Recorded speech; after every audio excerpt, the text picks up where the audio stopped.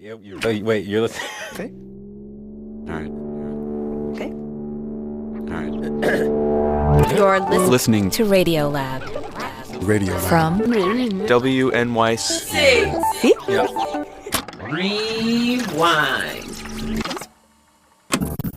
Hey, I'm Latif Nasser. This is Radiolab.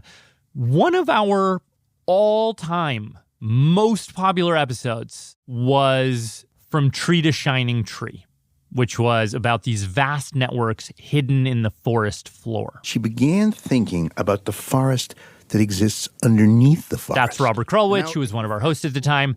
If you haven't heard the episode, you really should. We profiled this scientist, Suzanne Simard, who discovered, to even her own great surprise, these deeply complex interwoven mats of tree roots and mushroom threads, connecting trees together, helping them communicate, even share resources.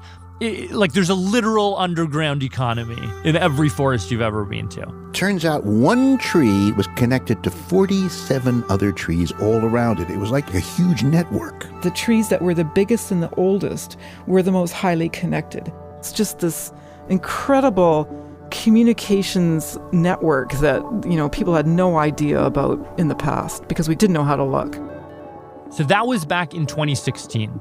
A couple of years after that, the producer of that episode, Annie McEwen, brought to us another story that shocked us all over again because we realized that whole forest floor thing, that was just half of the story. So, in celebration of spring and all the things growing around us right now, we wanted to replay that episode about the other half of the story of what's going on in forests. And to do so, of course, that perfect pairing of producer Annie McEwen and emeritus Radiolab host Robert Krulwich. Okay, we're ready. We're at long last ready to begin. Okay, so for this episode, I wanted to call you because I recently learned about this new layer to the story. Okay, So in Tree to Shining Tree, we look down, under the ground. right. Where do you think we should look now? Well, I guess I'd be inclined, if there was more news, I'd do more down. I think. Well, how about instead of looking down, we peer into a type of down that is in the up. Oh, okay. And to take us there, Alrighty. forest royalty. I've read that you are known as the queen of the canopy. Is that Yes, true? Is that that's where did Actually, that come from? I have no idea where that came from. I've also been called the mother of the forest canopy. Oh my and now that I'm goodness. 67 years old, I think it's going to be sort of the dowager queen or I think the you should be the grandmother of empress. forest canopies. What about the empress? This is ecologist Nalini Nadkarni, who, like a lot of kids, spent a large part of her childhood up in trees. You grab a branch, you put your leg over it, and suddenly you're up in the treetops. And for me, it was like kind of my place. I had this sort of chaotic, large family. I'd come home from school with chores and homework, but the treetops of these 8 maple trees that lined my parents' driveway were kind of my refuge. She'd spend whole afternoons up there just sitting and wondering. I look at the leaves and I go like, why does this branch have much yellower leaves than that branch, which has oranger leaves? Such a good question. And it's like, well, what is going on? What is this, branch independence? Or, I'd watch squirrels jumping from one tree to another and just think, God, where do they go? And what if I attached a spool of thread to the back of one of them and I could trace where they go? But it was a place for my imagination to sort of run wild. Nalini grew up and followed that imagination to study ecology in grad school. This was back in the early 1980s. And I was just starting out and I came to my graduate committee and I said, I know what I want to do with the rest of my career. I want to study the forest canopy. And they said, well, that's kind of like Tarzan and Jane stuff. With so many questions to ask and answer on the forest floor, why do you have to go into the canopy? At that time, canopies were just basically not studied. They were hard to get up into, and there didn't seem to be a lot of point. The scientific thinking was, there's just not a lot going on up there. But there was something about the canopy that I kind of just had this intuition that it's not enough to just stand on the ground and look up.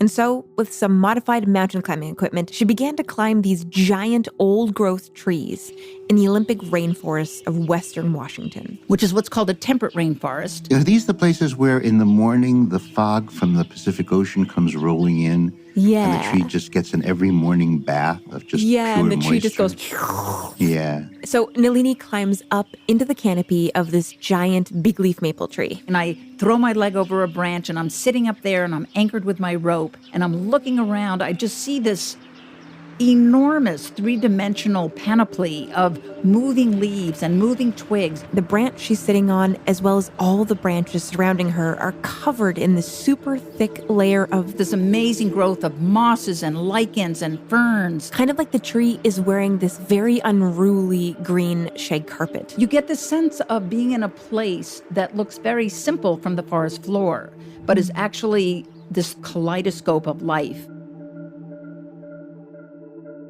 Her job up there was to take samples of the moss that was growing on these branches. I had to cut off chunks of it. So using some clippers, she begins to cut down into that moss on the branch she's sitting on. And as I peeled back those mats of mosses, Beneath, instead of just bare branch, I saw that there was all this soil up there. this branch has a foot of soil piled up on it. Oh, wow.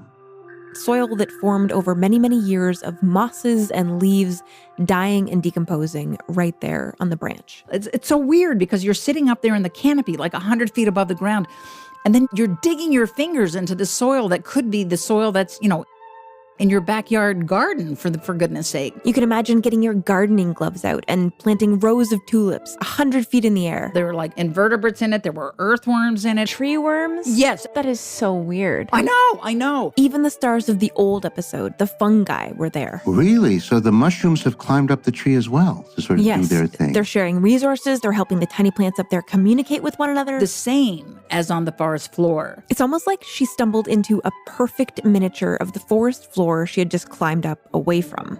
And straddling a branch way up high in the air, she's like, Well, that's cool. This was in the 80s, and since then there have been so many more, well, that's cools, because more and more scientists have been accessing this new world using cranes and ropes or building platforms, or my favorite way up into a tree is this French guy, Francis Allais, who pioneered the use of the dirigible to access the canopy. Oh, wow. There's incredible pictures So it's of a these. balloon trip that he takes? It's a Leaning balloon out that of a balloon? floats. Yeah, that floats over the tops of this green ocean, just kissing the tops of the trees, and the scientists wow. can just gently lean and trim this and that. And anyway, so one way or another, all over the world, scientists began getting themselves up into trees and documenting what they saw there. And some of the coolest discoveries were found on the west coast in the old-growth redwood forests. And oh my gosh, these giants were found to be holding these pockets of soil up to 3 feet deep. And growing in this soil were flowers, berry bushes, mosses, lichens. They found salamanders living hundreds of feet in the air who spend their entire lives never touching the ground. I'm waiting if you say a small deer or something like that, or something very weird. I don't have a small deer for you, but I do have something that I find totally bizarre, which is that up in redwoods, scientists have found these tiny aquatic creatures. An aquatic creature? It's aquatic, yeah. It's like this shrimp-like. They found a fish? Pretty much, it's like this shrimp-like fish? thing, a species of something called a copepod. Oh. Copepods, which is actually this whole subclass of creatures. They're the most abundant animal in the ocean and a huge part of the diet of baleen whales. This thing is like swimming around in these mossy mats, and no one knows how it got there.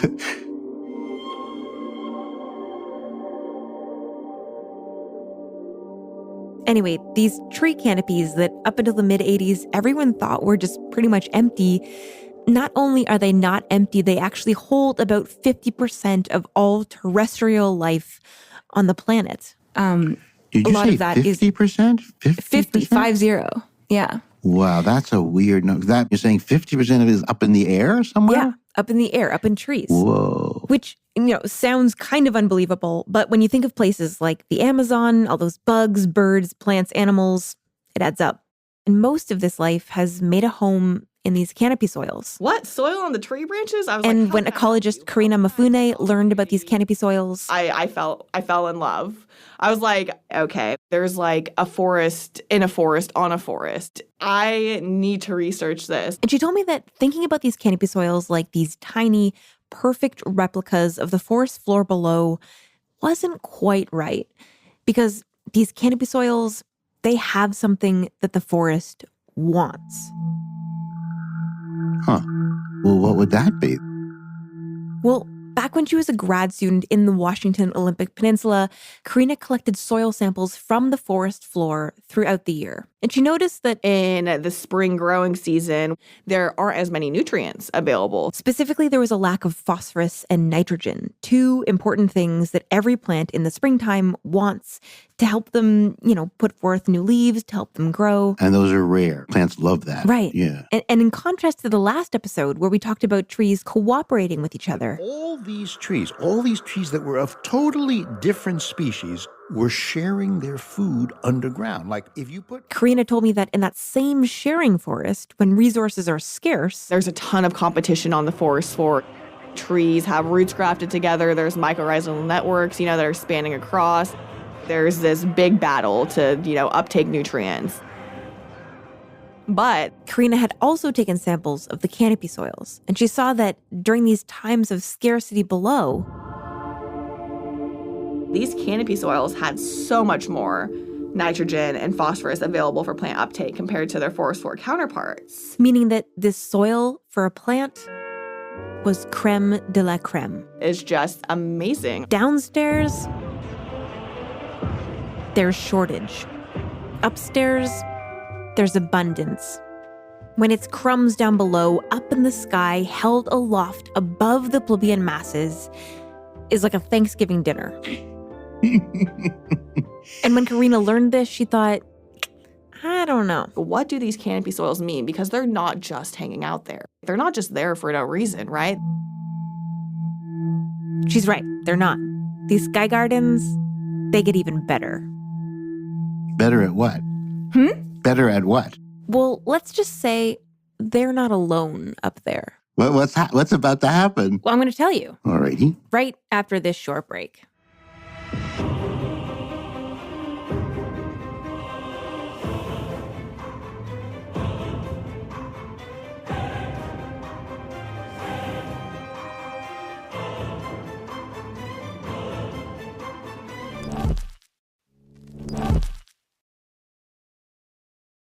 Lulu, Latif. Radiolab, back to Annie and Robert, where we were just about to learn the true superpower of those gardens in the sky. Right. So to understand this wizardry, we need to go back to Nalini Fine with me. and this amazing discovery that she made. Okay, so I remember sitting on this tree. She's back up in a tree in the Washington rainforest, digging around in this canopy soil. And I began seeing these root systems that were running up and down the branches of these trees. They didn't look like they belonged to moss or ferns or any other plant you could see up there. And there were fine roots all the way up to, some of them were the diameter of my wrist. I mean, these were gigantic roots. What? And I thought, well, that's weird. What are these roots doing here?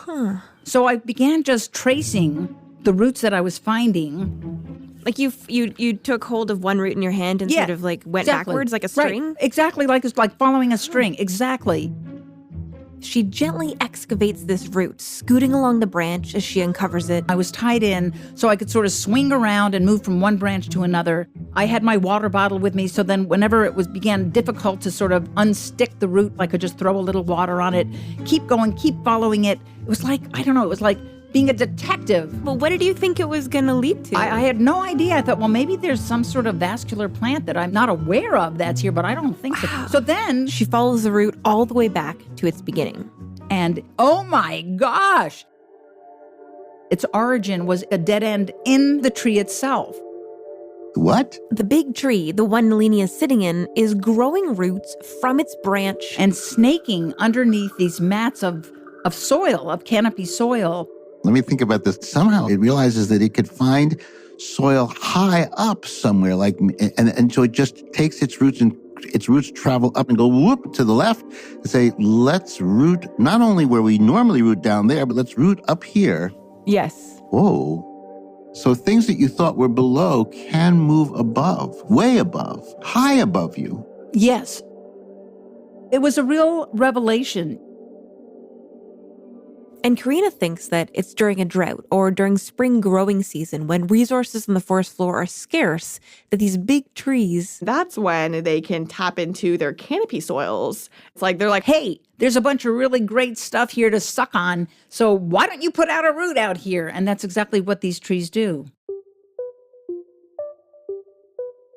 I kind of always compare it to like a secret cabinet that has all the good snacks in it. It's like if you were teaching a preschool, it's like while all of the school children are fighting over the snacks and fighting over these resources, you just go into your, canopy soil closet and you got your good snacks up there. Because we're looking for those special minerals like the phosphorus and stuff, and that's where we can find it. Right. And it's finding it in its hat. You're finding it in its hat. That's a nice way of putting it, yes. Yeah. That's a lovely way of putting it, yes. The expression, I'm going to eat my hat, has now got a whole new meaning. Oh, yes, Robert. I love that. Yeah. One thing that both Korena and Nalini told me is that this is a new field. There is just so many things to be found high above the forest floor. Like, for instance, Korena told me sometimes there are actual trees growing up there. And I've seen like a 5-foot spruce growing out of a nook of canopy soil. Wow. And you'll see a lot of like baby maples growing up in the old maple. So it's like, like a little nursery. Wait a second, there's a tree growing on the tree? That's right. On the branch? In the soil on the branch. Oh. And who knows? Maybe as more people study the canopy, we'll find little trees on those trees. And maybe there will be little trees on those trees on those trees. Yeah. It's fractal, like littler plants off the ground, and then little on them is the moss, which is little plants on top of little plants. So there's little layers and layers and layers of life, and the more you go up, the more the layers you will find. That's sort of cool.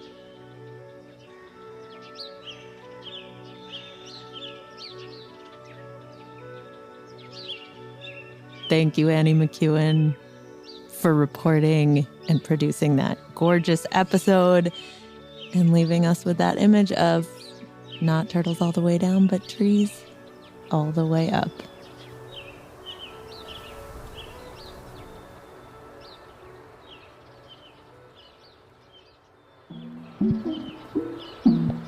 This episode was reported and produced by Annie McEwen.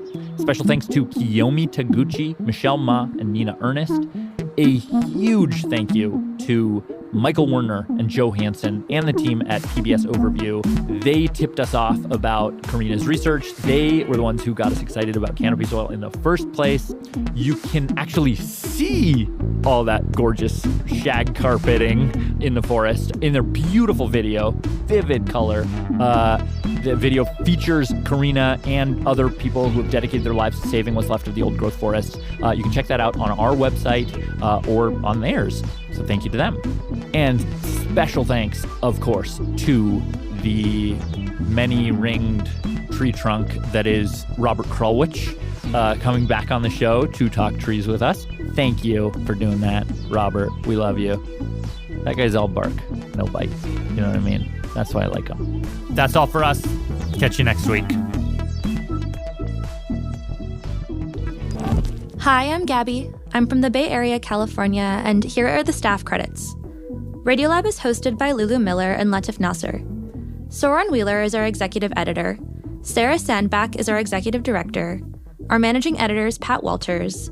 Dylan Keefe is our director of sound design.